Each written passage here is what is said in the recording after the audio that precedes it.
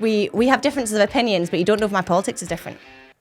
No, I know, but you went to private school, so we can all work it out. But what shocked me most was how impressed I was with feedlots. They're having a private conversation. I'm just saying, what they're saying about that. It's me here drying my cow. I'll find out who she votes for just for you. I've been Cammy. I've been Iona. And we are both Fed by Farmers. Hello and welcome to the Fed by Farmers podcast with me, Cammy Wilson. And me, Iona Murray. We're back in our traditional studio. I know, thank goodness. Yeah, it's nice. Better acoustics, better backdrop. We have our Crystalyx and our Animax Tracesure behind us. Thanks as always to them for sponsoring the podcast. What's the other wee bit that we like to say, Iona? We like to say if you would like to support the podcast, drop into your local Cardiff store or visit fedbyfarmers.co.uk and purchase a piece of clothing. Now we are we'll just get straight into it this week. We've got Claire Taylor. Yes. To announce. It's a long one. Yeah, it was good actually. And to be fair, Claire and I had I wouldn't say a heated debate. She's great for a back and forth about politics. Yeah. So we had about 30 minutes talking about politics before we even pressed record. Most of it not suitable for the podcast. We didn't have that involved and we still went for about 90 minutes. I know. And we could have kept going. You know. Yeah, it's good. Yeah. It's always good for the chat. Brings new ideas to it. She's doing a Nuffield farming scholarship at the moment, which is the main sort of crux. Well, it's even, we talk about bloody everything, but we do cover the Nuffield side of things quite a bit, the process of getting into it and where she's been and what she's been doing. It's all interesting stuff. She speaks very well. Yes, she does. She's like you, and she went to Wellington. I'm just going to get that out of the way early, so you're in for a treat. You know, she's her elocution. Is that right? No. Elocution? No. I don't know what it is, but that doesn't sound right. You don't know what elocution is? No, you're definitely not saying that. You're going a bit raspy on it. Elocution? Elocution. Well, now I've said it 3 times. It sounds ridiculous, but I did that with the word human the other day. I said it so many times I had to Google it to make sure it was the right word. See, the more podcasts we do, the more your dad must think, man, I wish I could have that money back. Let me see. I think it's how you speak. The skill of clear and expressive speech, especially of distinct pronunciation. It's the perfect word. No, great word. It was how you were pronouncing it. Oh, right, okay. I thought you said you didn't know what that is while I was saying it. No, I don't know what it is about the way you were saying it. Oh, yeah. That's all needs cut. I know what it is. No, I know what it is. I know what it is because I don't have good elocution. So I can't say elocution. That's why they make the word difficult like that. Yeah, like dyslexia. To catch out the working class like myself. Anyway, yeah, dyslexia is a terrible word. Oh. Like, spell that. I can't even spell that. No. Mad. Anyway. Sorry about this, Claire. Sorry, Claire. Pure hijacking podcasts again with a big long intro. Let's get into it. And we're here with Claire Taylor. Now, I've got to confess, we've just spent 15 minutes. Was that an argument? Oh, you're calling it an argument. I'd say discussion. A discussion. Yeah. It was a good discussion, actually, over politics, which we're not. We have to draw a line. We're not going to speak about politics in this podcast, Claire. How are you? I'm very well. Thank you both for having me. Okay, and who did you vote for in the last election? Wouldn't you like to know? Well, I'll tell you what, Cammy, I voted. Yeah, well, I'm getting a hard time. I didn't vote. It's like, we'll not get into that. I executed my right not to vote. Love this free country. Oh. Iona. Yes. I realised that Claire and I just spent the last 15 minutes having a heated discussion and you spent the whole time like, guys, calm down, can we do this podcast? I know. I think it's Friday night. Well, now, I'm sorry. Claire, tell us, we'll start with a bit of background, then we'll get into the nitty gritty. Tell us who you are, where you come from. My name's Claire Taylor. I am 32 years old. You didn't need to know that, but there you go. Yeah. Born and bred in Ayr. Do you want to know more? Yeah, but tell us a bit about your farming background. Yeah, so I come from a small holding just outside Ayr. We've got Belted Galloway cattle. Grew up with, my mum's a vet, my granny was a vet, and my mum and dad both run a kennels and cattery business. Oh, okay. Is there good money in that? Well, there certainly was when they started. I think there was a lot of demand at the time for kennels and cattery. Now it's quite a saturated market and they're all making luxury kennels. You can watch your dogs from holidays now. So I've heard about that. Yeah, we don't do any of that. Oh, you FaceTime the dog? Like they've got cameras that you can tune into and watch them live. And speak to them? Well, I don't think you that'd be stressful, wouldn't it? Because then the dog would be like, where is he? Yeah. Oh, he's here, they've come back for me. Anxiety. Do you know, I knew somebody that put a pedometer on their dog when they were putting them in the what's it Oh, called? like in the kennels. kennels, in the to kennels check up in to them. make sure that they were taking the walks. That's hilarious. Sad. I know. That's a bit Undercover. sad. I'll need to find. I don't think mum and dad get that. We've had clients for over 30 years. The same clients coming, same dogs and cats we've That seen must for be an years. old dog. I didn't know they lived that long. We see generations of dogs and cats coming in. 30-year-old cat. Can you imagine just dragging it in the trolley? Back again. And you still want it walked twice a day. Yeah. I've always wondered with cats and a cattery, do they all just hang out together? Like, do they all get on? Well, so they've got individual cages, and we've got indoor cattery, we've got an outdoor cattery. So, and my mum has them. They've got a lovely view over the fields. They get to see the belties. They've got nice wee window boxes full of flowers, and they get to come outside, and they love it. They actually really enjoy it. And my cats as well. They used to just love coming for their holidays and rolling about in the sunshine when it's sunny, of course. Cat's pretty easy gig, isn't it? Yeah. It's probably not a bad diversification thing. I mean, as you say, there's a lot of people doing it now, eh? The cattery thing. There is a fancy one, I think, near Dalry that maybe has those cameras. I've heard them talk about that. Is it good money? How much is it to put a dog in for the night or for a week? I think it depends on where you go. Gosh, I don't even know. If you're going to Spain, say. Oh, very good. Jesus, Cammy. Right. Sorry, I can't I help think myself. it depends. Honestly, like there'll be for like, I don't know. You're putting me on the spot here. I haven't actually looked at my parents' accounts for a while. But I think when you're putting a small dog or compared to a larger dog, I don't know, maybe 15 quid to 18 quid. So it's dependent on size. I think it will be dependent on probably that size. makes Yeah, sense. but some That's places. pretty reasonable. But Per night? some places are a lot more expensive. Do you know what? I've got Gail sitting here, and she probably knows more about it than I do, and that's my own family business. Gail, how much is it a night? Some of these luxury ones are £50 up. But then if Goodness you me. think about it, like even 20 quid, it's only £140 for the week. That's pretty good. But then what are you really getting for that? A week off your dug. Like honestly, I think a lot of people. And a I lot of listen to a podcast with guys, and he's like, I hate me. It's like bloody thing. It's just wanting walked constantly. I'm like it drags me around. I'm standing there with poly bags picking up its. Well, we do get Yeah. quite a lot of long term. So we get people coming in who've maybe, they're renovating their houses or they're going yeah. away for like a work gig. So we get a lot of people that honestly, their cats and dogs come in for 6 months up to a year. So they become part of the family. And they like, I'll square you up when I come pick them up. They disappear. This is about one of your 30-year customers. And they're still not collecting the bill. He's still been lying in there. No, terrible. But that makes sense. And to be fair, I suppose that's a benefit. If you're a reasonable price, you get those good return customers and you get to know them. And Or you could say it's not business savvy. You can look at it however you want. But I think it's cheap. I think Yeah, I think that's £140 cheap. for a dog for a week is cheap. Like it really is. So, and that's feed. They pay the feed on top of Well, I that. think sometimes you get a discount if you bring your own feed in, but we do also provide feed as well. So there's a slightly additional cost if you provide food. Because some people want their dogs to have And specific. they're all on food. funny diets these days because you've got Yeah. That's what I thought, diabetics folk and all would bring things. their own. But I think what mum and dad are quite unique as well because mum's a vet. A lot of people over the years yeah. have brought in Oh, of animals course. that have got long-term medication and treatments, and she's able to do. If you've got an animal with kidney problems, a lot of kennels and catteries wouldn't actually accommodate for that. Where knowing you've got a vet on site, you're on a small holding, nice location. It's been a pretty perfect setup. Yeah, it's a winner. Yeah. That is a winner. Reduce the risk of fly strike and livestock irritation at grass with Crystalyx garlics. Flies and midges are a constant pest to livestock throughout the summer and are responsible for diseases such as summer mastitis, pink eye, blue tongue and Schmallenberg. No repellent is 100% effective in the fight against airborne biting insects. However, Crystalyx garlics can play an important part in reducing the number of flies that land on livestock.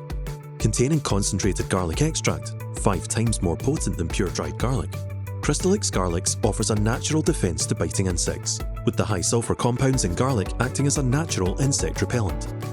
With a full complement of vitamins, minerals, and trace elements, Crystalyx garlics balances the known deficiencies in forage while stimulating the rumen for enhanced animal performance. Make the switch this summer to research-proven Crystalyx garlics. And so did you grow up on the small holding? I did. So I've grown up, all my 32 years. I've been, not been living there the entire time, but I've been connected there the whole time. But yeah, so 32 years. It's been wonderful. Yeah, and belted galloways is the main thing. Is that Belted right? Galleries is the main game, yeah. What's the herd name? I nearly said flock. What's the herd name? Turbergill Belted Galleries, And you were yeah. showing at Air show recently. We were showing at Air Show. We've got Straighten coming up soon as well. We're not showing at the Highland this year, though. How did you go at Air show? We did very well. We got a first, second, and third. We got a sweep across the 3, which was great.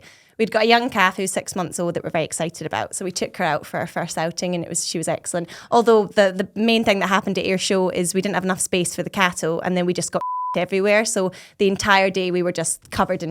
So it was actually, that was the main thing I remember. Enough space like in your stall? Yeah. So literally everything got covered. It was too tight? Yeah, it was too tight. Is that the show's fault? I say it must be the show's fault if you didn't get enough space. I think there's been a few possible concerns about that. So maybe next year they'll need a wee bit more space for some of the livestock. Yeah, okay. No, I tell you what, I saw you in the cattle shed. You did? I saw you filming me. Exactly. And on the 360 camera. It was all open and honest. It was all it was open Gail and that honest. pointed it out. I've got a big long pole. I'm just standing there having a private conversation. I'm just saying what they're saying about that. It's me here drying my cow. I'll find out who she votes for just for you. But I thought I couldn't believe how warm it was in there. Like that was. I was just sweating buckets. Yeah, it was so hot. And we've got hot in the cattle tent. The coats on these cattle as well. We took ours out most of the time and just to keep them cooler, to be honest. But I mean, how great for Ayr Show to have a hot day though. Oh, it was a great day. It was a great day. Like, lot of sunburn. and like not knocking anything at all. Like it's a lot of it's a deadly combo. It's a bad hangover and sunburn, and there'll be a lot of people suffering from that next day. Did you go to the beer tent? Well, no, I didn't because I was covered in so I decided not to. But I went out that night in Ayr and I've never seen anything like it. We were out in a few different bars and I had to leave at some point. It was just too... I was also probably a bit too young, I felt, for... No, a bit too young. I was a bit too old. Excuse me. Excuse me. Sorry. I was a bit too old for the crowd, but I just stayed out for a few hours, but it was bouncing, Ayr was. Yeah, I made the mistake a couple of years ago. There. I've gone out after it and I'm too old. You're about the right age, although you're pushing it now as well. I'm pushing now. Did you feel old there?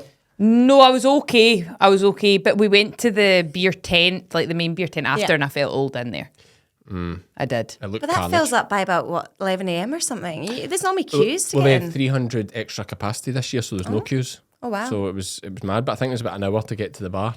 Yeah. So you'd be better just sneaking your own stuff in. Mm-hmm. Just encouraging that. That is not, I'm not encouraging that. That's not Cammy's official advice. I'm saying you'd be better doing that, but you shouldn't do that. Mm-hmm. Okay. Right, moving on. I bet you didn't think we'd spend the first half hour talking about kennels and getting covered in at Ayr Show. So, I mean, I want to talk about Nuffield because you're not the first person we've had on from Nuffield. We had, who do we have? Duncan McEwen. Yes. Has done a Nuffield from Anprior Farm. Oh, yeah. So he has done a Nuffield as well. But he didn't speak much about it though. No, we're more in to talk about other things than Nuffield. So Claire, you're first one to actually tell us what Nuffield is.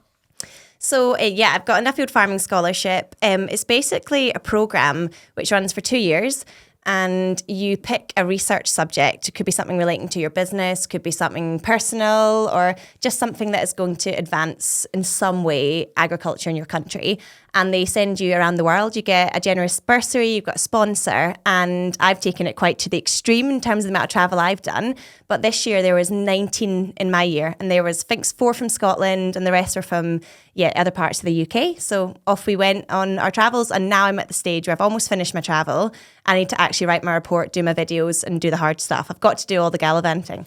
So you nearly finished your travel already? I've got a trip in the Netherlands coming up, but I think I've done about 8 months of travel, so I think I've maybe, made the most of it, so to speak. So how do you get chosen for it? Is it like an application process and you put forward your idea, or what is it? Is it like your thoughts? Or yeah, it's an application process, and basically it's quite a long process to get into, but they're trying to work out, what your sort of dreams for the future are, what your interest in a topic is, what countries you want to visit, how you can give back to Scottish agriculture or UK agriculture, and like your sort of intended steps. So they take you through like a whole process. So I think they get quite a lot of applicants, and then they take you through to these pretty killer interviews in London.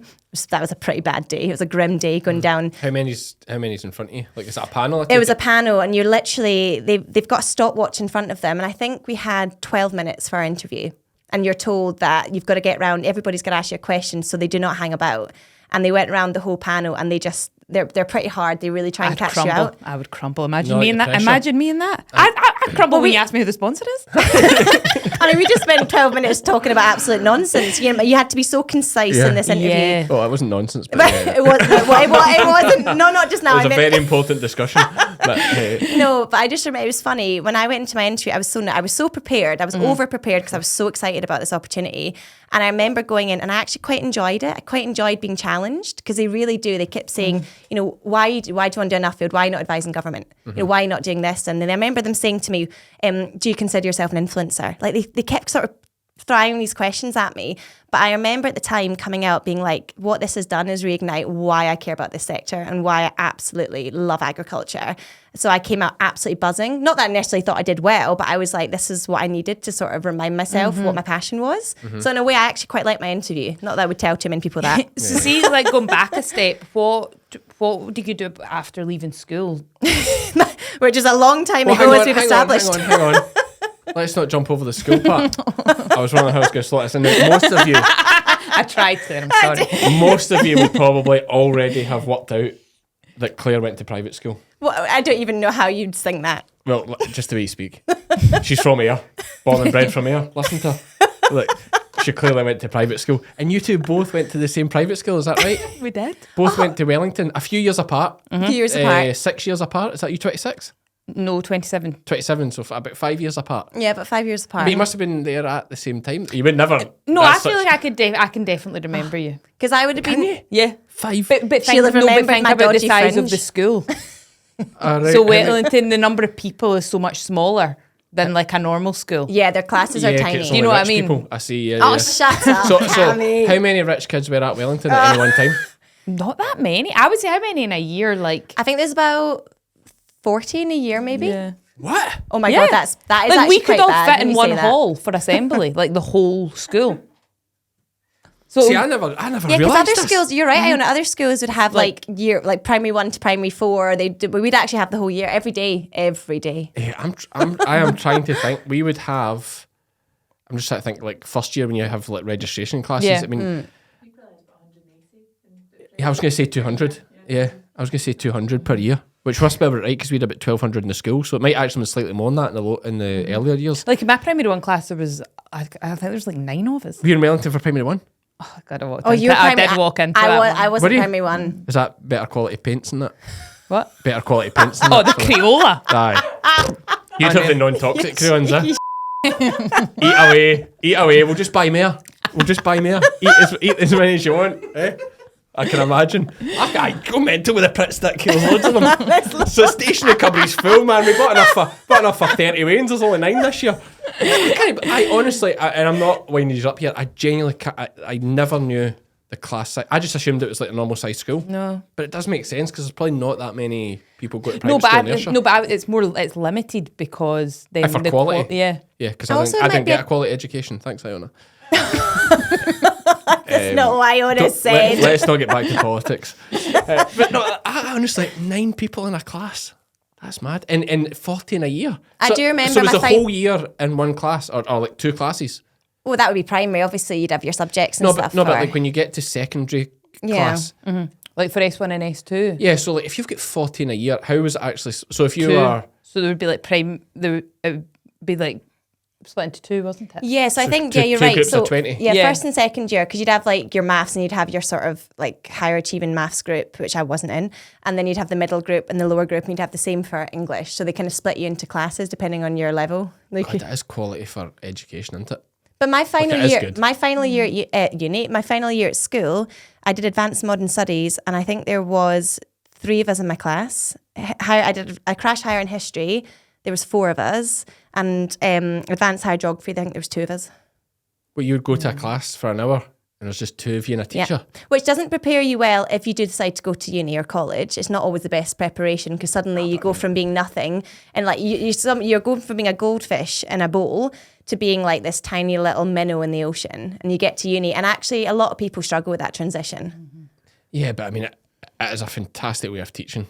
It's brilliant, and do you know what? The teachers at Welly, absolutely fantastic. The best part of my experience with the teachers. Well, it'll be the best teachers Amazing. because everyone will want to work there because you have tiny class sizes of well-behaved, well-brought-up kids. I mean, there's still, don't get me wrong, there's still kids that act up. It's like any school, any kid's going to have that. Of course you do. But you do get that one. I did think there was quite a lot of teachers that were supporting kids who maybe had like special needs or needed that extra bit of support. And I remember actually when I was in sixth year, I was part of a program where I would support kids in like first and second year who maybe had difficulties concentrating in class, and we'd come in and maybe be someone that would help them write and focus and stuff. They did a lot of sort of peer-to-peer learning, which was great. Yeah, like that is. How did you go in your advanced higher modern studies? I got an A. Oh wow, that is good. Look at that, politics. What did you get? You get an A for higher as well, I take it? Yeah. I got a B. Did you? Well, but you know, if you resat it now, I bet you'd be an A-star. Oh, patronising. That's not patronising. Because we've got different political views, eh? That's a great comeback. Can I just point out that Cammy Cammy so doesn't... good at, like, First Minister's questions. Cammy doesn't know my political views because I've never, and I'm saying this really openly now, never told my parents, never told any of my partners that I've had what my politics are, and that caused arguments. Nobody's ever known my political views. That was probably because I learned at the BBC not to share them, but I've never shared it. So you don't know if we have differences of opinions, but you don't know if my politics is different. No, I know, but you went to private school, so we can all work it out. We can all work it out. Just you wished. Right, okay, so we've done school. Yeah, but I wanted to touch very quickly on the modern studies thing, because you'll like this, right? This is a true, I promise you, it's a true story. I'm trying to remember who the girl was, but anyway, so my whole, like, I wasn't terrible in school. I just had a laugh all the time. Like, I got on great with my teachers, and I did get into a lot of trouble for talking too much. Funny that. I know. No. It's like the sarcasmaholics thing. I'm at a sarcasmaholics meeting. I've got sarcasm. No. So my modern studies, right? I just was chatting to the lassies all year, and because it was a majorly female group in my class. Like higher modern studies was very female. There wasn't a lot of guys did it. I did it, I think, because you had to choose. I don't know why I did it. I don't know. Probably because of... Were you interested I had in... to fill a space. No, not at all. It was like, I think it must have filled a space, and you had to choose maybe history, modern studies or geography, and I was like, I'll do modern studies because it's... What, do you think it was easy? What was? Wait till I tell you this. This is, I promise, I swear to God, this is a true story. So I messed about all year. Just a laugh. Teacher loved me. Great crack. Like, barely paid attention to anything, right? No revision. I promise you this is a true story. And I can't believe it either, right? Went into my exam, and the exams went something like, tell me where I'm wrong here, because it's obviously, my memory fades as years go by. That's a long time ago now. But you'd have to write an essay about a subject, okay? And you would have to refer to studies. Yeah. So you would say like the WHO study of orphans in Africa of 2009 said this, showed this, and then you're going to talk about it, right?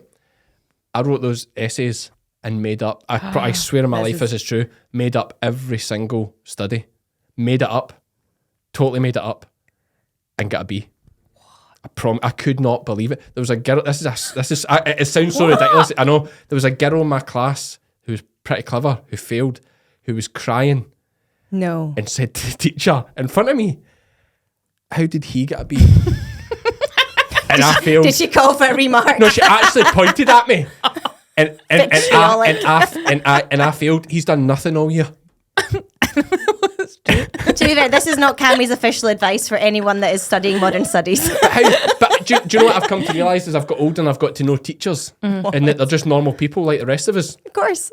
I can just picture the teacher sitting there with her glass of wine, marking them the highlights, going, and it's like a joke in the podcast. Cammy's been creative. Give him a mark. Yeah. Well, no, it's like I say here all the time in the podcast. See if you say something with confidence. Oh yeah, 100%. Folk are like, all right. Yeah, That's like my job, Cammy. That's how I do well. Because there actually was a WHO study of orphans in 2009. So like when I just write something and then go on to discuss the findings of this made up thing. And I bet they're on Google. I just cannot find that. Yeah, they're sitting there with their glass of wine going, that sounds all right. The structure's fine. He's looked at the question. He's given an example. He's done that. They have a set criteria to follow. Boom. I'm not Googling that. I've got 100 of these to do. Yeah. Because if they Google it, it'd be a fail. Yeah. And I honestly, when that come in, there's people that's going to be calling for like your grade to be assessed. Do it. Imagine getting a copy of them now. That would be amazing. I wonder if we can do that. Do you think your modern studies teacher's listening? She knows. She knows. She couldn't does believe she? it. She knows. She was so diplomatic. She's like, you can't. No, that's not fair. That's not fair. But really, she was like, really, she wanted to go. I know. I don't understand it either. Mad. I bet she was phoning them going, do you think you've got the names mixed up? I bet she was. That is, I wonder if you can, do you think you can actually get... I wonder how long they Would they- keep would them they before keep- I mean, they're you've destroyed. left school quite a while ago. You're like, That's, you're well, all that would be, I right. would be 17 then, so that would be 17 years ago. Yeah. There's no way. Shredded. Yeah, shredded. I think it is shredded. You're all right. But that's- you probably didn't have digital copies But I think then you either. didn't do that. You'd know I the did a lot of studies. study, yeah. But I loved it though. I really enjoy. Modern studies to me was just the most phenomenal subject. And then I went on to do international relations and politics at uni. So it was just like a sort of stepping stone for me. I loved it. It was good. And when are you going to become a politician? Funny story. That is actually something I used to want to do, and then I couldn't think of anything that I would less like to do as a job. Now. Come on. Why? And I have been approached actually about doing politics. I think it's very difficult because I think a lot of people, and people are very disillusioned by politics in general, but I think most politicians, I do believe, go in it for the right reasons because they do care about improving opportunities for people in society. I do believe that. But the problem is once you get into a party, it's very hard if you've got strong principles or values. You've got to toe the party line. We had a bit of a conversation about that earlier. And that's where I really struggle because throughout my working life, if I've not liked something, I've not done it. And I've had big arguments with my old boss at the paper I worked at because him and I would I'd just say, look, I disagree with that and it doesn't go with my values. I won't touch it. And you can't do that as a politician. You've got to go with what people tell you. And I never could do that. And I'm going to say, we are going to talk about all the farming places you've been. This is not a politics podcast, Yes, but I it's love not. it. It's Weirdly, not as much a as I never politics pay podcast. attention Everyone's when like, we're not studies- listening anymore. as I realise more and more how crazy the world is in that, I've actually get more and more interested in just like, I feel like politics is this madness that's happening right in front of us, but there's not much you can do about it. Like it's mad. But we're so small. Like people forget. Like until I travelled this year, we're so obsessed with what's happening just on our doorstep. But really, the picture happening around the world, it's just mad. I mean, like I literally, I know we'll go back to my Nuffield at some point, but I kept turning up to countries, and then there'd be an election, and suddenly they'd get an extreme right wing government in. Then I'd go to another country, and then there'd be another election. It was just like everywhere I went, there was these huge changes in politics around the world, and it actually makes it happening back home seem quite small. But you don't really realise it because you're so sucked into it. But Yeah. Well, it's just whatever the media feed us is what. Oh, totally. Yeah, lap up. definitely. bloody media, eh? Bloody media. So what did you do? Where did you go to uni? So I went to Edinburgh Uni. Okay. Yep, so I was there for 4 years, international relations and politics. I didn't want to be a politician when I was at university. I'd worked that out. Didn't want to do media either. I wanted to work in the third sector. That's what I did. It's the third sector. So I wanted to do charity work and NGO work, non-governmental is that like a organisations. posh term for like helping third world people? Is that what you call it? The third sector. Who works in the first sector? Like Boris Johnson. Stop it. So, no, I did. You wanted to go up in the third sector, but now you work in the first. Look at you. You're hilarious. It's much sexier up here. You don't want to be down there, I tell you. No, I did that for a little bit. Went to London, did an internship. I was just in an office. There was nothing like tangible that was making an impact. And then quite a lot of people had said to me, well, you quite like talking. I did a lot of public speaking and debating at Wellington because there was lots of opportunities at Wellington to do that. So people had said, have you never thought about, media? And then I did a bit of experience. I did some sort of lots of internships and lots of working for free, as we all have to do. And then I ended up getting a traineeship to be a sports reporter at the BBC. So and that was a year of not only the Commonwealth Games, but also independence. So there was lots of big things happening in Scotland. So it was a pretty exciting time to get into the BBC because like there's just the excitement and buzz in the BBC was epic. So I learned so much. And I did not have a background or a journalism degree. So, but you should point out the fact that you were a sprinter. So no, but it's not like you didn't know anything about sport. It's No, like I did. This is the first time you've mentioned sport, but I think it's worth pointing out the fact that you are very well. I'm not saying you're not now, but. Claire is still fit. we all were better in the glory days. But you were a very good sprinter and probably still are for your age. I'm probably, for my age, do you know, I wonder if I'd be a vet. No, I wouldn't be a veteran. That's 35, isn't 35. it? Yeah, no, Yeah. I've got That's 3. quite harsh. Well, to be No, but you think about it, a 35-year-old going up against an 18-year-old I sprinting. know, but veteran, that's just quite a harsh name. do you know, it's not a nice label, to be fair. No. You're all right, Iona. No, I did sprint hurdles it's probably from that's the pretty age of tough. 13 until 26, 27. And that's why I never did young farmers, because that's why, because a lot of people say to me, why did you never do young farmers? And I remember my mum saying to me, you literally can't do everything. She was like, you can do your training. However, I did sport 5-6 days a week actually. Oh, wow. But she was like, you can't do young farmers and everything else in life. So I really pursued sport for a long time. And In that fair, did, I was the exact same. I remember us was talking about it. You were athletics long and rugby. distance, yeah. So like, Monday was the rugby, Tuesday athletics, Wednesday rugby, Thursday athletics, Friday off. You had a race on a Saturday and a game on a Sunday. Yeah. And that was me for... and then you have no social life. And then, actually, I did have a Well, social rugby's pretty social. That's true. That was a good thing. And we used to go to drink in the streets when we were younger too, but you didn't get that at Wellington. And you didn't do that Imagine when that you you were... arrange that and like 3 people turn up and it's your whole year. Went to somebody's concert. Can't you believe it? The whole year's under this bridge. You had 2,000 at your school Like, as well. if one get round of a house party in our school, it was a disaster. There was like 100 people turned up, man. Usually it's just like, oh, there's plenty of room at the table, sit down. We've just got a new set of Uno. Come on. Oh, stop it. Oh my God. I know that's pretty lowbrow. It was something high in that. But yeah, no. So let's get into the farming side of it. I like poking fun at it. Because I was a poor kid, I like poking fun. But he's currently in a very posh facility, as I noted on the way in. Yeah, so listen. Rented. It's all rented. It's a fugazi. Makes me look sexy. Half this room's actually a dive. That's just this half we could afford to do. But let's talk about these countries you've been. Yes. List me off a few, the type of farming systems you've Sorry, seen. can we just go back just quickly? Anything. Thank you. Just how you got to the Nuffield. So Yeah, BBC what I'm doing. Yeah. so how long were you there? Do you know what's hilarious, Iona? I think Cammy, the way he asks questions is exactly like my brain, so I totally get your mind processing. But so sort of a summary, I guess. Got into the BBC, worked as a sports training reporter, covered the Commonwealth Games for a bit, doing that, but I was never going to work in sport because I'm not interested in football, and that's all he did really. At that point, that was the main focus in Scotland. Yeah. Moved into politics, covered the referendum, and I spent the next 4 years working on elections. We had this period in Scotland where it was just like election after election, including like Brexit, general elections, lots of things. Covered that for 4 years. And then I remember a year after Brexit, I remember speaking to the BBC and they weren't really covering agricultural stories. Okay. And even though I hadn't studied anything to do with agriculture, it was just mainly my background and my interest. I remember I kept feeding them stories and ideas and they were never touching it. And I thought, well, this is quite frustrating. And a friend that I worked with, who was a producer on the programme I worked on, she sent me this advert for the Scottish Farmer. And it was for a news reporter. And I was like, well, I've never been like a journalist in that sense before. I've never done a specialism like that. And I thought, well, I'll just go for it and I'll apply. So I left at that point, I was a TV producer. I wasn't a journalist. So it's quite different. So I worked more in the kind of producing side, producing programmes. Okay. But that was my actual first real paid journalism gig, was at the Scottish Farmer at 25 years old. So I made that shift across and I worked there for the next 5 years, I think it was. Okay. So I worked up to be their political editor and covered farming stories. And in that time, I saw so many changes in farming, Brexit being a big one, lots of issues and conversations around mental health. And I'd get out and speak to farmers in the community. And one of the big things that farmers kept saying to me was, oh, farmers are being scrutinised, we're getting the blame for climate change, we're getting the blame for everything. And I remember at a similar time, people said, would you ever consider doing a Nuffield Farming Scholarship? We think you'd be a good person for it. And I kept thinking, what would I do it on? And then I thought, well, maybe I should listen to what farmers are saying to me and find out, well, what is there an anti-farming agenda basically around the world?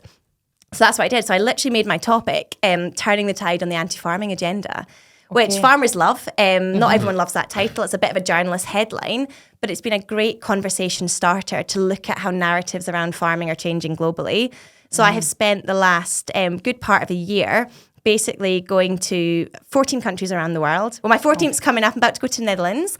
And I've been asking questions about how we view agriculture, who are the voices and the people that are shaping and framing conversations around agriculture. So journalists, government, policymakers, farmers, agronomists, vets. I literally speak to everybody because I want to get collective voices on this. And my views have changed on my journey. I've had lots of I've started off down one view, we can get into it, and I've kind of come down another view. But I'm basically trying to be like, how do we get a little bit more into a position where farmers are being heard, where they're being respected, and they're feeding into whether it's policy or just shaping good conversations in society about farming. So it's trying to basically make sure we're telling the right stories and we're communicating well. That's kind of been one of my big things. It's so interesting. I think it's great. Yeah. No, I do. I think it's one that was a fantastic answer, and you should definitely get into politics. Here we go. No, that was a great answer. That was a bloody good answer. Very thorough, detailed, and like there's no emming and button and that. No. It's boom, boom, boom. It's great. Okay. Succinct. No, succinct would be short, is it not? Succinct. You can be No, succinct you can be and long. succinct. Yeah, can you? Yeah, I'd say. Yeah, it Concise. could have been much longer. But it was very good. No, tell me, I do think everything that comes out my mouth. Like, can I not give a compliment? Thank you, Cammy. Really appreciate You it. just think because I'm constantly on the wind up that I actually do It's mean because he it. winds me up all the time. I know, that's the problem. I'm always poking fun, but it was actually a very, very good answer. Thank you. So I want to know. Let's do some simple ones. Like, what's the best? What is the most pro-farming country you've been to? Oh, so I'm gonna switch the question here because I get asked this. Politician. Yeah, she wants it to suit her own agenda. Yeah. No, that's the good. No, it's good, right? Well, So people keep saying to me, "What is the example country to look to?" And I say, and honestly, without hesitation, it's not a country; it's a sector. Okay. Agritourism. Okay. And it's interesting because people listening to this will be thinking, everyone's got mixed views on agritourism. Some people are really pro it, other people are quite sceptical. What is agritourism? So agritourism, in terms of that idea of looking to diversify your income stream, so that could be putting on Cammy and yourself, this is a diversification to your main farming operation, but farming is a sole operation. But on top of that, you could have a farm shop. Okay, you could like have pods, lots of different things, and people are getting really imaginative now. And the reason I say agritourism and why I'm really passionate about it, and the thing that often gets missed about is the fact that as an agritourism business, you are literally speaking to the public all the time. You are doing such a service for agriculture in terms of framing positive conversations. And I've been to agritourism business around the world, and it wasn't one of my initial things that I thought about. It wasn't planned. But every time I went to an agritourism business and I found out how many people were coming through their doors, what conversations they were having, what messages they were serving, I was just like, this is absolute gold dust, that you are spreading positive messages. So every person that stays is coming away thinking, wow, farming is not only, offering us this great stay or this great experience, but listen to the custodianship of the land or listen to what they're doing in so many other ways. And I visited this guy in Tasmania, and a guy called Tim Parsons. It was Coringa Farm, it's called, give it a shout out. One of the most amazing agritourism businesses I've ever been to. And he was basically, loads of his clientele were from Singapore and China. So first of all, what was remarkable about this guy was he did his customer research. He'd done 13 trips to China. He wanted to understand. He took the time to build a relationship with his customer base. He then adapted his business. He had these beautiful kind of luxury accommodation. And he made sure that even the welcome packages, the menus, everything, even the toilets, were to really sort of make them feel part of their own culture. And everything he did, and I went on one of his tours and he took me around with some of the tourists that were visiting. And he literally was just going on about all the amazing things that farming has to offer to climate change, to biodiversity. And I was just so excited that day because I was like, and I can't remember how many thousands he had in a year. And I was like, that's thousands of people that are going away and they're telling other people. So for me, when I saw things like that, I was like, that is gold dust. Because, it's authentic, right? So. And then how do you set up who you're going to visit when you go to these countries? This is the big question I keep getting, Iona, because I am utterly chaotic about my planning. Okay. And the Nuffield network is brilliant because you do have this contact book. So you have access to people around the world. Okay. And every country you can find people out. And I think that's great because you've got that open door policy. But I always am a little bit wary of it being a little bit of a club. So I don't want to just kind of be staying with the same people. So I would tend to do 25% of my visits with Nuffield Scholars. And I would just sort of rock up in countries and... I'd go to pubs or I'd meet people on trains and I push myself out my comfort zone. And I know I'm chatty, but I don't do that very often. I don't normally chat to randoms. And I ended up having some of the best conversations and visits based on complete random encounters that I had at airports and things. And that is what made my trip so special because it was utterly spontaneous. Because I'd love to say I'm organised, which is another thing, I couldn't be a good politician. I'm very disorganised, I'm very random, and it worked out beautifully that way because I had great experiences. So when they get the group of you that are the Nuffield Scholars, you don't all go to the same countries at the same times? No. So it's So that's the thing. So basically, in the beginning, you have a week in the UK, so in London, and you meet your year, and you have different presentations. You see some great farms. So we had like Dyson Farming presenting, which a scale that I'd never seen in the UK before, and you had like workshops on like media and health and safety. Then we had what was called our Contemporary Scholars Conference, where you meet all the other scholars around the world, and there was 95 of us. And we met in Canada for a week, and we had like conferences and tours, and then we were all left to our own devices. And you so completely to organise yourself, right? So we have to do a minimum of 8 weeks of travel, and I did 8 months. Most people do probably 8 to Good on you. Go big or go home, right? So I think most people do 8 to 12 weeks, because a lot of people have businesses where they literally can't afford to take time off. Yeah, of course. I quit my job. That was quite a point. Yeah, I did. And that was a big thing to do anyway, but it allowed me the flexibility to really explore it, where I know a lot of people, that's quite a privileged thing to have been able to do. And I sold my house, which made me be able to afford it as well, because it is an expensive thing. So you didn't have to dip into the trust fund? Very good, Cammy. So I've got a wonderful sponsor. So the Royal Highland Agricultural Society for Scotland, got that right. So RAS are my sponsor, and they've been amazingly generous, and they've sponsored a huge amount towards my travel. And I've also had some other sponsors who've been really generous as well. Because I did 8 months, and of inflation, flight prices, I've also chosen some quite obscure locations. I did have to dip into my own pocket. So it's been a very expensive year. But then I would never have gone back to uni. Turns out that uni isn't really where I probably do very well. I'm much more practical, like to learn on the go. So I kind of thought, well, I'd rather spend the money I might spend on a master's and see that as a much better learning experience. And you've made the absolute most of the opportunity as well. Oh, I think you're just doing it so right. Yeah. Like when you've got to look at things in life. Like you're probably getting to this point where you're going to be like, right, when am I going to get a chance to do this again? Totally. And I feel very lucky. And do it now. Yeah, exactly. And how often can you take a year out? Because I don't know, before this, I've worked in the media now for 10 years. And I was a bit of a sort of, not a slave to my job, but I never left my desk, or I was always out at events, and I didn't have a very good work-life balance. It was really actually quite challenging. And you're always, you know what you're like, when you live and breathe the sector, you're always having phone calls, you're helping people with applications, and I always wanted to do that, but I actually kind of forgot about my own development and my own learning. And I'm such a curious person, which is why I probably did journalism, really. And for me, I've just been able to spend a whole year being utterly curious and to listen to awesome people. It's been great. Oh, listen, I think it was class, and I've been following, obviously, what you've been doing on Instagram and Facebook. But if we go back to the question that you deflected earlier, what's the best country for agriculture? Like, there must be a country you went to, you just feel like this is... And I know you're only seeing a small part of a country, so it's like, you jump around a few farms in Ayrshire, you'll think Scotland's amazing for agriculture, but if you go and spend a week in Glasgow city centre, actually it doesn't feel very rural. Yeah. So it's not a very fair question maybe, but like there must be one you went to and just thought, yeah, this is class. You're going to be surprised by my answer, but in terms of... You're going to say in Asia? No, the best country in terms of opportunities and potential for agriculture is the UK. Okay. And I didn't really think about that properly. So I've had 8 weeks now to really process. And I thought about it. We are very lucky here in the UK. We don't always feel it because we've got governments we don't always agree with. We've got policy uncertainty. We've got input rise. We've got all these things that are challenging farmers.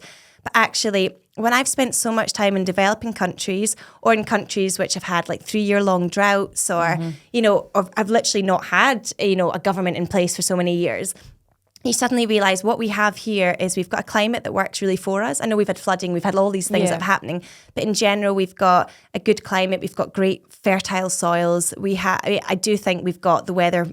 We might not think it, but we're a lot luckier in a lot of places that I've been to. I also think we have customers on our doorstep. I mean, the majority of the big countries I've been to, whether it's Australia, New Zealand, Brazil, Argentina, the distances that you need to travel to get your product to market, to get people to come to your farm, to get employees, we actually have a really amazing network here, particularly in Scotland, in terms of how connected we are. Yeah. And it wasn't until, and obviously that plays into why agritourism is so big in Scotland, because people come here and can see so much in a short time. I actually have come back and thought, the UK is just an incredible place for agriculture. If the question was, I don't know, look at me inventing questions for you, but if you asked me a slightly different question about what shocked me the most about my travels, or like what shocked you the most? I was just about to ask that. I just popped in my head. Just about to ask that. I thought that would be a better question to that ask. was What shocked you the most on your travels? What shocked me the most about my travels? how I feel like impressed. this would be like a diary of a CEO question, and you start crying. Do and you? tell me Okay. about something. Oh yeah. Oh, I mean, we can do emotional stories later, but Okay. that's not shocking. Well, we can't talk too much about Zimbabwe, but we might do that. But what shocked me most is how impressed I was with feedlots. Oh, yeah, in the States mainly, or Brazil. Brazil, Argentina. Australia, Indonesia. I was so impressed by feedlots. And I guess the reason I went to feedlots was because... What is feedlots? So going to a beef feedlot where animals are fattened for, could be up to sort of 3-6 months, just for the kind of final phase before they're put for slaughter and processing. And a lot of people are quite negative about feedlots, whether that is within farming, and it's also the media particularly negative. A lot of governments are quite negative. And because my research is all about narratives and how we view agriculture, feedlots get a really hard time. So I was like, well, I need to go to feedlots. And I've got Belted Galloways, they're outside grazing. Obviously, they're inside occasionally, but very extensive system and very slow fattening. And then I remember the day that I turned up at my first ever feedlot was in Indonesia. And it was in this island called Sumatra, which is a major farming region in Indonesia, and they've got a population of about 270 million people in the whole of Indonesia. And I remember they said to me, there's 60 to 70,000 cattle that are fattened here. And these were Brahman cattle. So these were, because you get Bos Taurus and So Bos with the big Indicus. fat bit behind their neck. Yeah, so they've got the hump on them. So they were okay. Bos Indicus. So they're a very different type of breed than we'd be traditionally used to in the UK. And I remember at first seeing all these animals, you just see like rows and rows of cattle. And because of the kind of my mum being a vet inside me and me thinking of extensively grazed Scottish cattle, I was quite critical. And then I started to like have conversations with the staff about what their objective was with the feedlot, what in terms of they were doing in terms of employment opportunities. So this feedlot employed 600 people. And this is in a country that had such devastating levels of poverty. The majority of people in Indonesia do not have access to animal-based proteins, and they are severely malnourished. And the government was really putting a push behind trying to get more animal-based proteins in cattle. And a lot of the cattle would come from Australia, actually, and before they were fattened there in the feedlot. And I just suddenly, I flipped my perspective. And I was like, we spend a lot of time talking about animal welfare. And actually, the welfare was pretty good. It was pretty good. Pretty good, to be honest, by what I was maybe expecting and what I was judging. You say pretty good, like it. As in, like, wasn't that I'm good. never going to be overly comfortable seeing that many animals stocked together. But the cattle were calm. They were chewing their cud. They were, they were being What fed. is standing in just dry? I think it's baked dry with the sun. Yeah, so it was, and that was actually, now I think, but that was the same for everywhere that I'd been as well. Well, it only works in And a that dry is better country, for doesn't their, it? and that is better for like, issues Yeah. of lameness as well. Yeah. So to be honest, I had good things, but they had vets on every single day. They've got an on-call vet. They've got nutritionists working with them. They've got people that are specialists. Yeah. The animals were happy. They were eating, and obviously they're eating sort of 3 or 4 times a day, kind of scheduled feed as well. The animals were pretty good. But I was like, well, what about the people? And what about the amount of people that are then getting access? And in this particular part of Indonesia as well, 600 people that are employed, families of 5 or 6 people who like have nothing, and there's very little employment opportunities. Yeah. I guess I started to really understand what it meant to feed people. Because I think sometimes in the UK, we do feed ourselves. That is what we focus on, with some export, of course it is. But Indonesia, they were feeding a population, 270 million, we can't even imagine that. And then when I was in Brazil, the big feedlot I went to there, a lot of their export was going to China. When I was in Australia as well, a lot of their meat was being exported to places that really want access to protein. So I guess it just flipped in my mind, the sort of conversation around it. So yes, still, I'm not going to say that it's what I'm as comfortable with, but I think we've got to sometimes flip the way we view things and understand what are the societal benefits as well that this something is delivering. Because I think sometimes we look at things through like an exclusive lens. And when I saw there, that changed it for me. So I was much more open in my questioning and my point of view. So it changed me for my whole trip. And that was almost a year ago. It was a year ago. So it's been good. Most foragers don't supply sheep and cattle with enough cobalt, copper, iodine and selenium, critical to digestion, immunity, reproduction and growth. When it comes to supplementation, there's a danger of under or oversupply. But when bolusing with Animax Tracesure, you can be sure every animal has enough for up to 6 months in one single application. Animax, giving what it takes. But I watched this Business Insider video about these people on a rubbish tip, basically a refuse, it's not a recycling centre, they just dump everything. But they literally live there at the base of this mound. And they'll clean it up, won't they? Well, they live off the food and the stuff that they can get off that to resell. And they live in like a wee, it looks a bit like it's not quite a favela, but it almost looks like those just tin sheds. But like they're bringing up their family at the bottom of this, there's rats and all sorts of disease. And Indonesia was I've never seen scenes like that. Because what do most people think of Indonesia? Bali, right? Everyone goes for their luxury holiday. Yeah. So when I said I'm going to Indonesia, everyone's like, oh, that'd be lovely. And I literally saw absolute poverty. Yeah. And there was, so some of the stuff I saw. But what got me with these folk is like, if that was people in the UK, that'd been massive depression, living like, whereas they were like, And this is what got to our chat about, actually, there's probably some merit in when your only focus is survival. Yeah. All they're thinking about is the next day. Getting enough food to feed the family, enough bits to buy to keep things going. Yeah. And it's like, because I'm watching this, I'm like, how do these people keep going? Like, you imagine, you compare it to our society, where you think suicides would be through the roof. Like, why would you go to work every day and stand on broken glass and do all this stuff? But if they're not seeing some of the stuff, because the part of the biggest problem here, right, is because we have so much exposure to what we could have. I was going to say comparison. And that is the big problem, isn't it? So you see that, and it's like, they talk about, like, I know in Australia, some of the suicide rates were absolutely catastrophic during the drought, because they're seeing stuff in social media about other farmers who are doing well, and that makes you feel like you failed your cattle, you've had to kill some of your cattle. So suicide rates and the problem is we almost know too much now. Yeah, We've become totally so agree. privileged that then, And we're also comparing ourselves to a snapshot of somebody's life as well. It's not even The real highlight what reel. you're They always call it the highlight you're reel. not even comparing yourself to reality. It's a nightmare for you at Chris Flack, because you're constantly looking over the fence at better sheep. So, like, I don't know how your dad does it. He stays so strong. I better check in with him, actually. I'm not Just don't look over there, Dad. Build the wall higher. But no, Indonesia, so that's what I always took away from Indonesia is the poverty and stuff. So it's interesting. And there was also another thing I read as well, that I don't read things, I must have heard it in a podcast. But like, if the bottom 10% of, and I think it was China, it was either China or India they're talking about, if the bottom 10% of people in poverty in those countries started eating meat once a week, it would like drive the demand for red meat up in the world by an astronomical amount. Really? Like if just the bottom 10% poor people who don't get animal protein started getting it just once a week, you're talking probably about 1 billion people but they've got all these, want meat once a week. But the difference that would make to the demand is unbelievable. And meat's not getting any cheaper. I mean, that's the reality. And I think it's just going to get more and more expensive. And in these countries as well, like Indonesia, what was fascinating, because I was asking what happens to these cattle, what the abattoir is like. So they kill cattle in Indonesia between 12 at night and 2 in the morning, because that's when it's coolest for the cattle.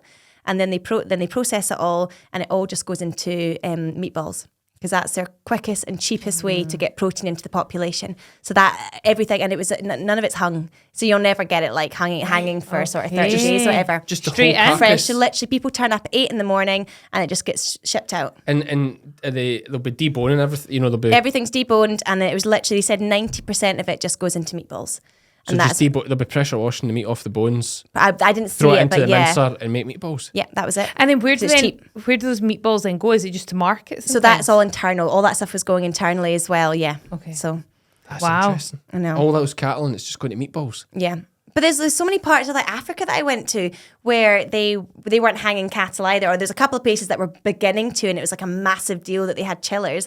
And they said to me, well, we can't like chill anything because we get blackouts all the time and all the meat would go off. Yeah, and the heat. So they don't have the heat, Yeah, of heat course. and Yeah. flies and but And nobody things trusts like it. that. If you said to somebody, I remember it was talking about like mindset shift. I remember a farmer saying to me, even though I want to hang my cattle for 30 days, if I then try and sell this, people will be suspicious of it because they want to know it's fresh and that they can trust it and it's healthy. that's So they have to mad. change the mindset of people to trust that meat, because we're like 'Cause so it's far such a ahead in new that. thing. Yeah, Yeah. such a new thing. It's quite interesting because I've spent probably half of my time in developing countries. Yeah. Which I chose to, do you know the reason I chose to do that is because, and this is partly to do with my topic about the anti-farming agenda. I feel in Europe particularly, we're so focused on the environment. That's our big focus when it comes to agriculture. Everybody's like tripping over themselves to prove that they are taking measures to be environmentally sustainable. And even that word sustainable, we all get confused by it. Whereas when you go to developing countries, yes, they want to reduce the number of the resources that they're using. They want to be mindful of their land and their soils. but they care about food security. Yeah. Like they care about so many more issues. So like that connection to agriculture, that value on agriculture, totally different conversation. But a lot of these countries are still just trying to survive. Totally. It's like what you said earlier. Like- yeah, so the value of food is so high. Oh, it's so important. Like the environment. It doesn't matter what the environment's doing if you can't survive. But what I would say, though, that is true. But I think the narrative in agriculture here hasn't changed much in the last 30 years. But actually, there is an absolute emergence of startup businesses, like kind of agri-entrepreneurs is like a big term over there, amazing startup businesses coming forward. But I think we still see Africa as that place where like everybody's starving. But that narrative has shifted, and I saw amazing examples of what's happening. But you're right, in some of these like real rural areas and stuff as well. I mean, there's no road; they don't have roads some places. I mean, it was crazy trying to. I mean, even navigating myself around, I got into so many issues. So like, it is complicated. Oh, absolutely. And there was I can't remember who the comedian was. I watched. And you'll have seen this speech likely. It was either Oxford or Cambridge, and did I think it was one of these graduation speeches. And he was basically having a go at people being woke. Oh, okay. And it's like you being woke and you being vegan and you being... what is woke? It's like an awareness of social justice and being... I know, I never... Perceived awareness of social justice might be better. Maybe. Like they think they have an awareness of social Being justice and woke. that. I thought like woke was like cool. See, that's You how you can't know see you're woke. Woke can be a positive You thing know as you're well. woke. You know you're woke if you think you're Iona, woke's some cool. people say it's a negative, some people say it's a real positive. Right, Yeah, okay. There you go. Take Am I woke? Take from my you would be a positive version if you are. Thank you, Yeah, Cammy. there's different types. It's full of compliments. So Weird. So yeah. So but he was making the point of Yeah. like put that aside, like what you need to do is get out. Never mind all the protesting and all that you need to get out there and be innovative and come up with ways that the poor countries in the world can survive and can go green. Not shouting, protesting, and sticking yourself to the street like we do here. That's not like changing the UK isn't going to save the world, and that's the reality. It's we talk about this a lot. Like we are definitely in some areas cutting our nose off to spite our face here. You know, we are taking a lot of productive ground out of production. Action, To plant trees and stuff to try and save the world. When you go, I mean, I think they've got like a ban just now on certain production in Mumbai, is it? Where you can't even see where you're going because of the fog. Oh, because the fog is... I've got a friend just come back from there. It was unbelievable. Aye, Yeah. the pollution is so... I mean, this comes back that's a to- city of well, it's not a city of 1 billion people, a country of 1.2 billion, I think. Yeah. Scotland's got 5 million. But people... Like this... Yeah, I just... I'm not saying we do nothing, but I'm saying perspective. Yeah, no. But this is what we said, like we talked about it earlier as well. I mean, I am very pro us trying to improve what we can, but we are such a small player in the big game. You talked about India and China, Indonesia, all these players. We are so small. So we've got to do it. And I remember this guy from Zimbabwe. He's like a lovely guy called Johan that I stayed with when I was there. And he'd seen me do an interview in the BBC where I think they'd a report come out. You might have seen the video where they challenged me about the fact they want to reduce meat consumption and also production of meat. And I'd come on and sort of kind of given my view on that. And I remember the Zimbabwean pig farmer had called me up and he just said, "My God, your country is so privileged." And I was like, "What do you mean?" And he said, "I cannot believe you're even having a conversation about the fact you want to destock and reduce meat consumption." And he was like, where we are, we'd be lucky. The majority of Zimbabweans access meat once a month, not even once a week. And I remember him giving an example to me where he said, so my members of staff, when I offer them a pay rise, they say they don't want it. They want a meat parcel because he's a pig farmer. He said that's what they ask for because otherwise he would never get access to protein. And he actually told me this horrendous story that made me so emotional at the time. But he was saying when pigs die on the farm, they obviously then have to transport all the carcasses and they sort of take them off site. And he says that there are people that will actually like jump onto the moving truck just to grab these rotting pig carcasses because they're starving for meat. And I remember him explaining this to me and I was just like, flip, when you hear something like that and here we are having that conversation and he's living in a world where he's just watching on that we're so disconnected. And I just thought we're so lucky is a better way to look at it. But imagine, it's what I said earlier, you said, what is the best country for agriculture? And it is true. And I'd even go as far as to say Scotland because really things are warming even further in England than they are in Scotland. We're just absolutely ahead of the game. Yeah, why are we not producing... In terms of the climate, you mean? Yeah, why are we not producing more food here and actually really driving, taking the responsibility and exporting more and getting farmers to, obviously, that'll be great for business as well and actually playing more of a part. Because really, I mean, I do think biodiversity is something that should be an absolute priority here. I think we could do a lot more in biodiversity in certain species of birds. And I think like there's loads of in that argument. But I actually think we should be doing, I personally think we should be doing a lot more for other countries. But that's been a big part of my Nuffield, is that I've probably been a bit more outward looking.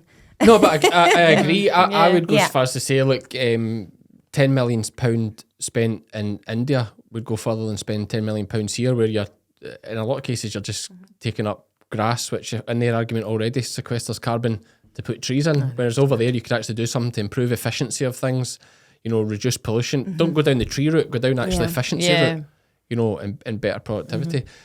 But it's But do we care more about ticking boxes to make ourselves look good? Of course we do. From a sort of green agenda than actually thinking about people. I think people are missing from everything, and that has been when people ask me what I care about, and whenever I speak to businesses or organisations, like actually think about people in your conversations. Part of the problem is people.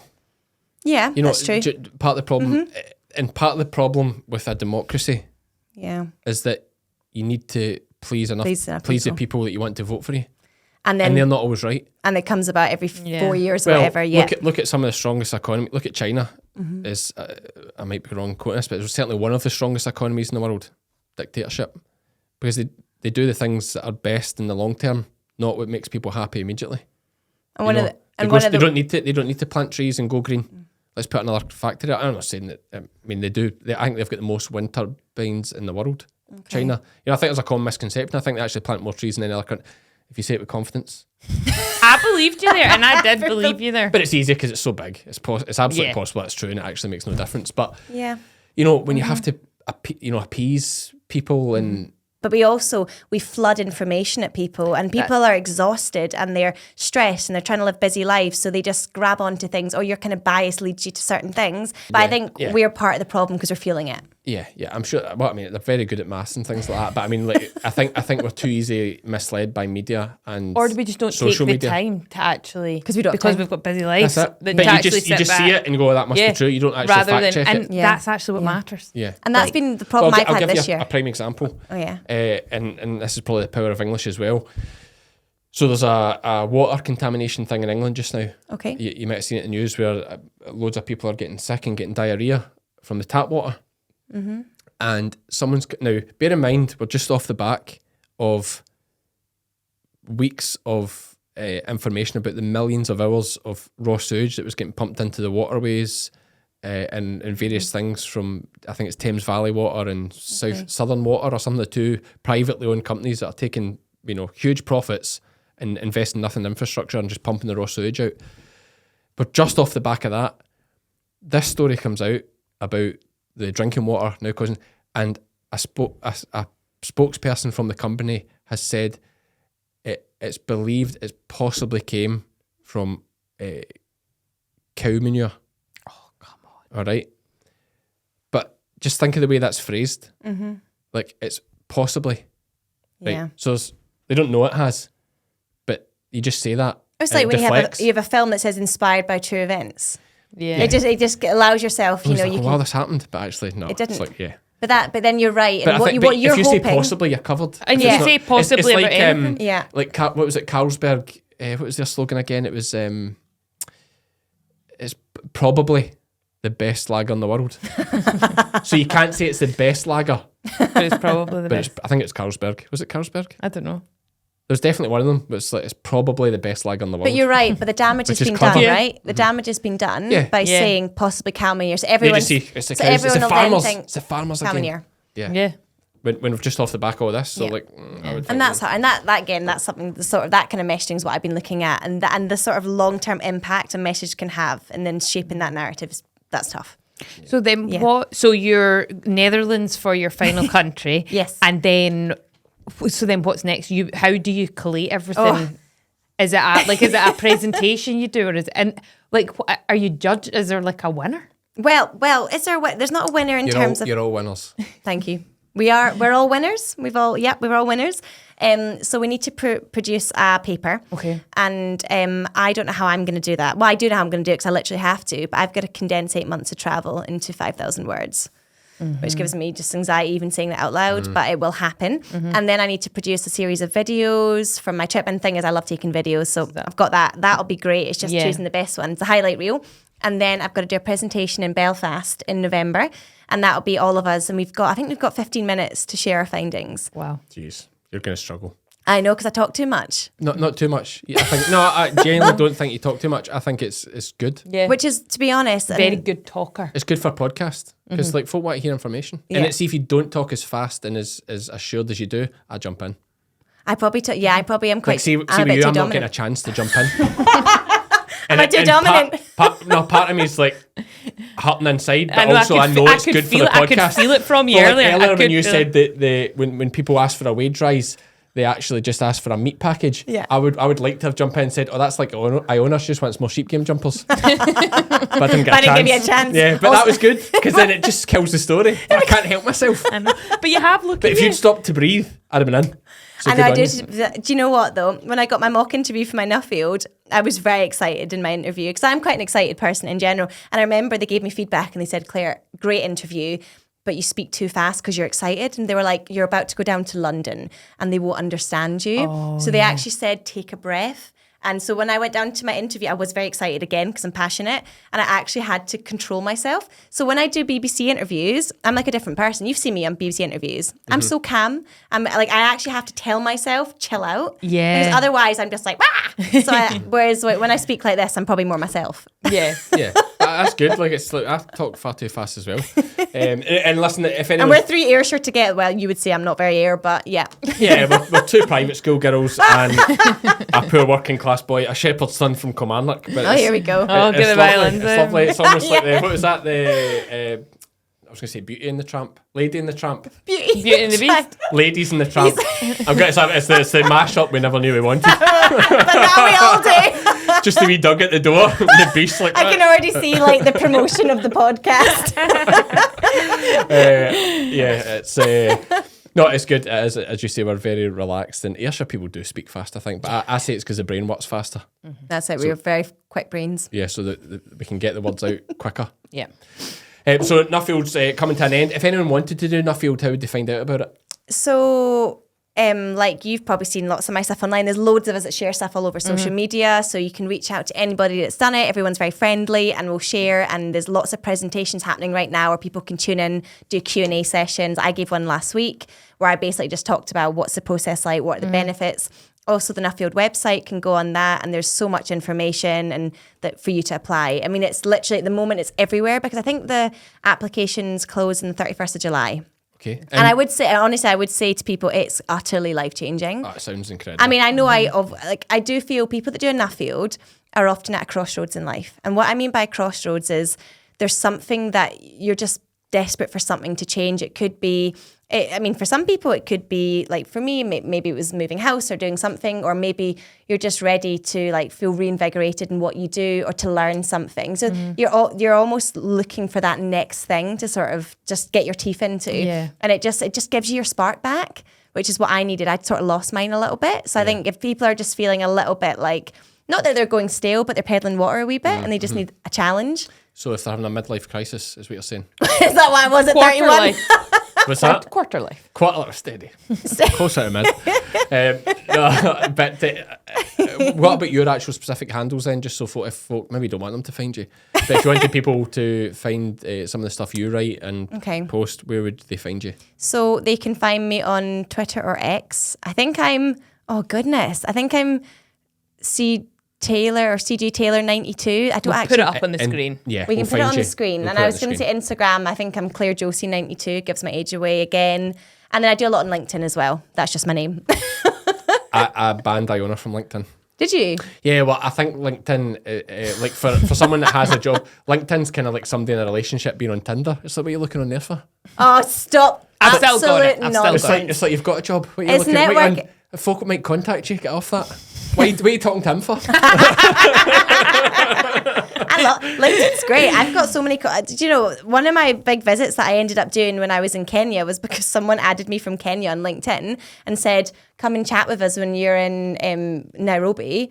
and literally set up a whole day of meetings for me with some of the best meetings I had. Literally, someone in LinkedIn just followed some of my stories, and I was like, how crazy is that? Right, that connection piece is amazing. And for anyone wondering, LinkedIn is like a social media, but for professional. I don't really use it. Or to be aspiring. You don't need to be a professional, but you're someone that's interested in those slightly different conversations that aren't just pictures of cats on Instagram, which is what I look at. Yeah. So it's a little bit more kind of technical conversations. Professional, yeah. But also, do you know what I don't like about LinkedIn? It's like that highlight reel. It's the rose-tinted people sort of talk about their achievements. Yeah. Very rarely do I read a LinkedIn post saying my day was a bit shit and I'm feeling crap. And this is like, it's not as real, it's not as authentic. So it's more, I feel sometimes people are showing off a wee bit. And you do a bit of print. You have a blog, a word blog, but you maybe don't call it that. You write articles. A word blog. Do you call it a word blog? A WordPress? It used to be WordPress, I've got a website. WordPress, but it's... I've got a website which is currently slightly outdated, but because I've not updated what it. are you writing on just now? I saw you share a link. I didn't Well, recognise the website. so What's I've that got called? a couple of columns. So I write, 2 or 3 columns that I do write. So I write for Scottish Field. Okay. So I do a monthly column for that, for people that maybe subscribe to the Scottish Field. Oh, so there will be a few, Yeah, absolutely. and that's all Scottish-based issues, which has been challenging in a year that I've not done much in Scotland, but the editor has bared with me on that. And I also write for a platform called Scribehound, which you Scribehound, might have that's the seen. one, yeah. And I like Scribehound because when they asked me to be a columnist, I said, I don't want to do any more writing because it's getting really difficult now as a writer to get stories out there because they want contention, they want like headlights. They want headlines that cause issues. Jeopardy and all these things. Jeopardy, and I was a bit like, and I'm not safe, but I'm a bit more, I want to tell a story. And they said the thing about our platform is unfiltered. You can come on full editorial control. So I'm just using it as an opportunity to share about my Nuffield travels. And I've given like insights, oh my God, I can't even speak Friday night. I've given insights into like the Australian feedlot that I went to. I've talked about what I think about protests that are happening. I was quite controversial on that.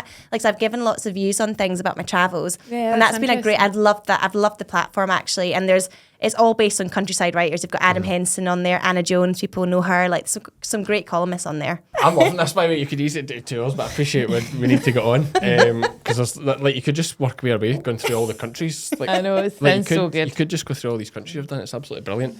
But no, it's really enjoyable. One thing I would say you touched on about agritourism. You said that you think that's the most influential, but I would combat that not because I do YouTube, but I would argue that YouTube does more in that sector than agritourism.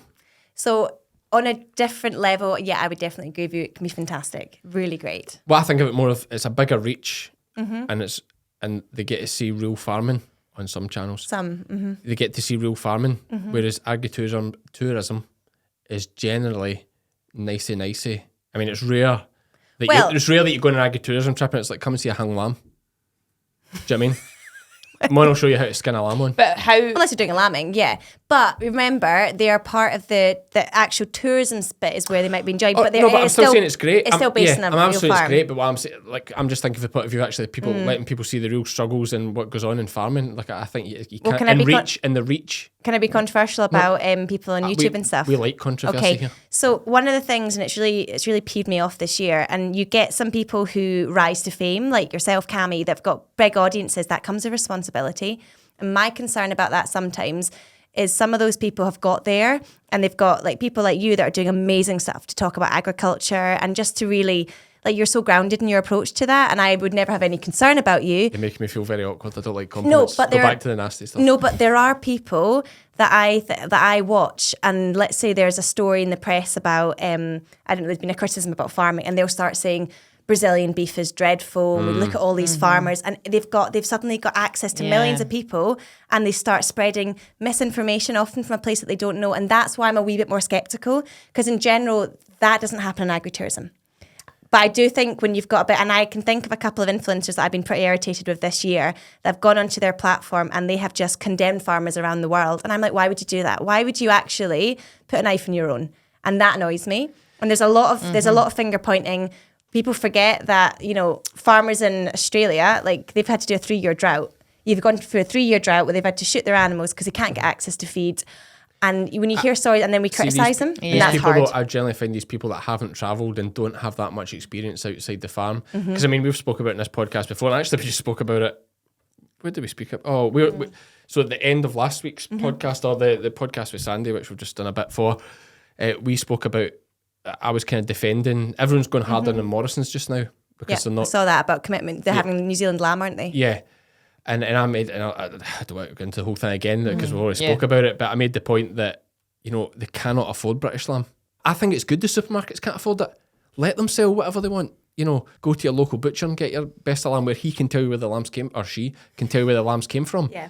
But they're going hard on this New Zealand thing as if New Zealand lamb's worse. I was so impressed with New Zealand lamb. Yeah, but I mean, what I will say is we set welfare standards here, but import products from countries that don't have to meet the same standards. And then can sell it for cheaper. You know, But we are also quite selective, and this is going to be controversial, but they're also quite selective here about what we think is good welfare for sheep, for example. Because I remember being over there, and this happened in the dairy sector as well, where they would say, they were like, oh, the amount of, you know, lambs that you've got back home that are having prolapses, or they're too heavy. And they were like the interventions that you have, and they were breeding smaller animals that weren't as they could put them out in the hill and leave it naturally. So they were saying, so how is that good welfare? So they challenged me on it. And I was like, well, it's interesting. You can almost play your welfare standards against each other. Happened in dairy. They were like, you're breeding these animals to produce more and more milk. We're not choosing to do that. And it's quite interesting. That was interesting for me. yeah, I mean, to be fair, dairy has changed. I think they've realised they're moving away from this milk to, as Kevin said in his podcast, they want something with a bit more strength and better on its legs, etc. But like, I'd throw that one back. You said there they can kick out in the hill and lamb. But even in that situation, they still got hill and lambs. Yeah. What do they do? How do those sheep get on? You mean in terms of, are they there actually going? So they're still going around their lambs. They're still going around and checking like you would, and if they have an issue, they would have to obviously step in. Of course they would. Yep. But what they're saying is there's not as much of sort of intervention happening naturally that you'd have here. That's just their argument. No, listen, I understand Yeah. that. But I do know some of the numbers they're working with, and having worked with large numbers myself, you know, it's harder to be attentive to everything, which is why they breed. I do agree they breed a better, more uniform type of sheep. That Trying to remember the name of the sheep. Working with the Romneys. Romneys, that's Yeah, it. there'll be Romneys. Yeah. Big wide pelvis, Yeah, lamb yeah, easy, that was great it. sheep. Great Yeah. sheep to run in big numbers. I do not dispute that at all. You know, I'm all like, sell New Zealand lamb here. We're getting, right now lamb prices are unbelievable. Like, what's the worry? Well, What's so the panic? I would prefer they didn't personally have too much lamb. I would prefer British. That's the thing. I would prefer that. But Well, I would never eat New Zealand lamb, but I don't have an issue with it being sold here. yeah, I guess the thing that we haven't touched on there is like we're quite critical of supermarkets. And I've just actually spent in Balmoral show, I spent a lot of the day with Asda. It was quite interesting understanding the kind of psyche of the retailer. And they were like, the customer for us is absolute priority. And they were like, the customer wants cheap. That's what they want. Yeah. And the thing is, we don't often actually do customer research. So this guy who is like head of policy of, I can't remember his exact title, but pretty high up in Asda, was saying we do consumer engagement groups where we are out doing, we'll have like 40 people in a focus group. We do this all the time because we want to understand how consumer trends are changing, whether they're prioritizing like low carbon food. Do they care about it? Do they want price? So they're actually understanding their customer. I would argue probably here we don't do enough of that. We spend a lot of our time as lobbying bodies and as in general, we're speaking to government. We're not actually speaking to the people that are buying our products, and we're not turning up to supermarkets and asking people why are you buying that product, because maybe we don't have time, and that's the reality. Yeah. But I think that's where Morrison's will see an impact. Maybe not, but like Morrison's shoppers want British. They want local. That's why they support Morrison's. That's why I like Morrison's. And just the fact they're doing a change like that might be enough to just say to folk, well, that's it. I'm back to Aldi or Lidl, or That's what they were whatever. saying, that when it's probably like to do that. Yeah. Yeah, that's. But you're right, That's it's the about- that's the danger. But they're going to try it and see what happens. But I'm actually for this product in the UK. But you get a product here called Smart Shot, right? And it's like a cobalt injection that you can give to the lambs. But in New Zealand, you get one with selenium in it as well. But you're not allowed to use that here. Allegedly, there's actually no issue. But there was a possible, if you ate the injection site, something like, if you had it 5 days in a row or something like that, it could cause you issues if you ate that injection site. Oh my God. But we're not allowed to do that here. But we can import meat that can do it. Is mental to me. No, it doesn't make sense. And I'm not saying, I actually think New Zealand's right in allowing it. I think we're wrong. Yeah. But I have an issue with the fact that there's no issue with importing meat from other countries where they're allowed to do things that we say aren't okay here. No, That's mental to me. No, I know it's mental. Do you know what I mean? Yeah, Like, I do. Yeah, you I do. think it'll. Yeah. When, It gets me fired up because No, it's I so know. stupid. Like, I don't know why MD's Yeah. sitting in a policy thing can't see how I bloody also- stupid that and, is. and the thing is, you shouldn't be. The problem And is the New it's Zealanders are not. right. I'm It's not not saying we're fair right, you're right. playing field, right? And that's the problem, because these businesses who are trying to compete And I think the reality is in New Zealand and Australia, their input costs, in general, they're a bit cheaper as well. So we have got much higher input costs to put into the valuation, and then suddenly you've got cheaper products coming in. You can see the frustration. I get it, and that's hard. But then their argument to me is, well, you're all subsidised. So they're they've had their subsidies removed in the 80s. So like they were very negative to me about subsidies, but that's because 90% or 92 or 3% of their produce is exported. So they obviously, subsidies to them are distorting the market. They want to have better access and better opportunities for their farmers and for their produce. It's a huge part of their economy. So they would just say, but you guys are all cushioned. That's what I got. Everywhere I went, people would just throw it at me. They'd be like, "You're." I don't think I've been to a single country that is subsidised. I've done so much shit. So I love the Kiwis and the Aussies too, man. Great. It's one place like I was going to go and live somewhere else. I've never been there, but I just know I would like it from all the people I've spoke to. And I love the banter back and forth. Like they'll come at us about our sheep things. See, all you need to hit back at the Kiwis about is worm resistance, and you've got them because they're on like triple resistance now. It's like so they're not that good. You know what I mean? See anybody thinking the Kiwis are the best at sheep farming, just hit them with worm resistance and you're sorted. But to be fair, I think we're learning from their mistakes and getting ahead of it. But listen, I'm very conscious. She's what, an hour and a half now. But it's great. I love a good like getting into stuff and having a bit of a debate about all this stuff. Another thing I just want to ask, and we'll end up in another wee tangent here, but we will wrap it up quickly. Right. Folks say they want these podcasts 3 hours long, by the way. No, they don't. Do they actually? Yeah, because like Joe Rogan just sits and goes for 3 hours. Most popular podcast in the world. Cammy, No, I'm not going to go Joe Rogan, and I don't sit and listen for that long. But right, say your thing quickly. Yeah, sorry. Yeah. You know, you're saying about folks slating places I've never been, which you know I'm not in favour of at all. Because if you've not been, how can you say it's bad? But you have been, and is the animal welfare of how beef is produced in, let's say, we've not been to Argentina, not done Argentina. I've done Argentina, yeah. Right. So is the animal welfare there of how beef is produced as good as it is here? I think so. What I will say is beef wasn't my only focus when I was in Argentina. I did see a bit of beef when I was over there. I'm just trying to think. Well, let's use I'm trying to think of another country that we get beef from. Do we get much from Brazil? I don't know if we do. I don't know. Where do we get beef from? I think it depends on the breeds as well. That's something I've definitely learned as I've been travelling in terms of welfare. Again, back to that Bos Indicus and Bos Taurus. I'd say in Brazil and Argentina, I think they don't have as strict welfare standards in terms of their legislation. So that is down to the individual farmer. And I'm very nervous to sort of speak on behalf of everybody that I saw there. I did speak to some pretty good farmers that are farming well. There obviously is going to be cases that aren't as good. One of my best mates lives in Brazil, in Formosa. She's got a big beef farm there. Her welfare was absolutely fantastic. But can I account for everybody? But that's the same as in the UK, right? Yeah, you can't exactly. say that. And that's part of the problem with Nuffield. Not problem, but it's a problem with anything. Going and visiting anywhere. You pick sometimes the best stuff. But they only the bad guys don't have you on. They're not going to have. But they don't think like that. So like, I think it's all right. This is the thing. So in Brazil, I remember going to this feedlot and I couldn't believe this woman let me on. And I kind of said to her, I was like, why did you agree to have, even though I'm not a journalist, I wasn't going as a journalist. And she was like, well, because I'm so proud of what I do. So attitudes are different. So she was and you thought that was bad? Oh, no, but it was great. I love transparency. So she No, you thought the animal welfare was bad? On her farm? No, I thought hers was good. I thought her beef feedlot was excellent. But I thought you were giving me an example of somebody that you couldn't believe they let you on because it was so bad. No, what I mean is that the mindset, what you're trying to say is what you think is people here would never let you on. No, I don't mean that. Like if it's a good setup, of course they'll let you on. What I mean is if they're a bad setup, like if it's an absolute show and lame cattle and it's. But then that's where you have to. Know. That's when you have to widen your conversations, right? So yeah, I go to farms, but I also go to people that are in union bodies. I've spoken to animal activists. I've spoken to journalists, investigative journalists that are like anti-farming. So that's where it's the responsibility of the person to be more broad in their approach. So like in Brazil, I was looking at deforestation of the Amazon and their relationship with soybean farming and beef production. So I went and spoke down with a guy who literally investigates farmers. So like it's about the person asking the question. So when I've been sharing comments about it, not everybody, I've not been popular at times because I've maybe come out and said, well, here's a beef feedlot in Brazil and this is very interesting. I'm not necessarily condoning it and saying this is wonderful, we should do that. I'm just saying this is a story that I've had, but people don't like it. But I do tend to speak to a range of views because I want to know what they're doing.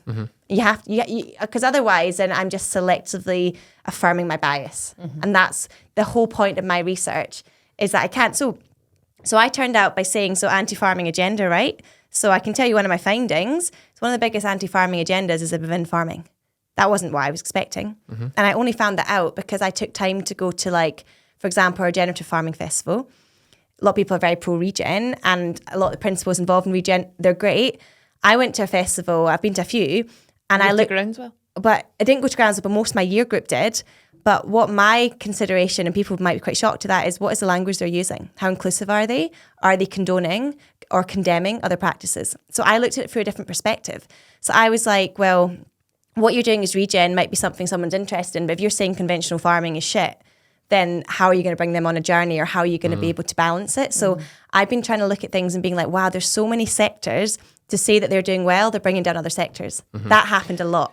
There's a lot of mudslinging in farming. Incredible. Listen, we'll have to do a part 2, right? See when your Nuffield's finished and that, we'll come back and do a part 2 and get into more stuff about the athletics programme at Wellington and things like that. What is the motto for Wellington?